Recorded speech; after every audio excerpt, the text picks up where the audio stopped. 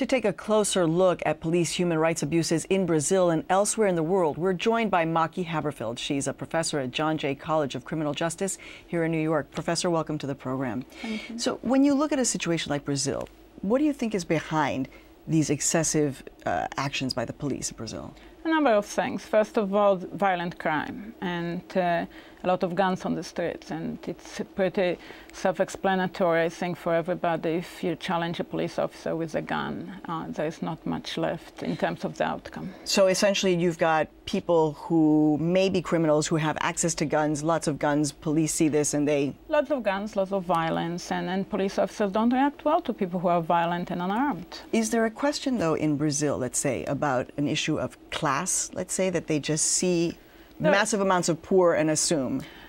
It's not, I don't think it's so much related to class as subculture of policing. I've done some research there, and what I understand from how they view criminals, they view them as some sort of subclass. They are not citizens. They don't deserve the same treatment as those who are not engaged in illegal activities. Therefore, the threshold of using violence is very different. Let's talk about Nigeria. Also, major complaints from human rights organizations that the police in Nigeria are doing the same thing. Massive killings, unexplained, no one answering questions.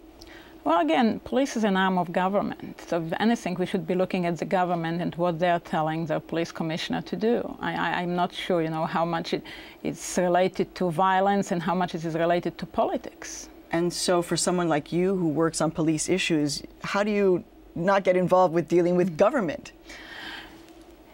1829, Sir Robert Peel, the founder of Metropolitan Police Force, said almost 200 years ago, take the police out of politics and politics out of policing. It's a mission impossible. You have to look at government, you have to look at what government is doing, and then take a second look at the police. Police are never involved in anything that is just out of their own initiative as an organization. It's a heavy influence from the government that is sometimes misguided. Sometimes there are issues of lack of training, lack of proper legal system, but overall it goes back to government. Solutions. What can be done when you're talking about these kinds of numbers of countries, numbers of police being abusers?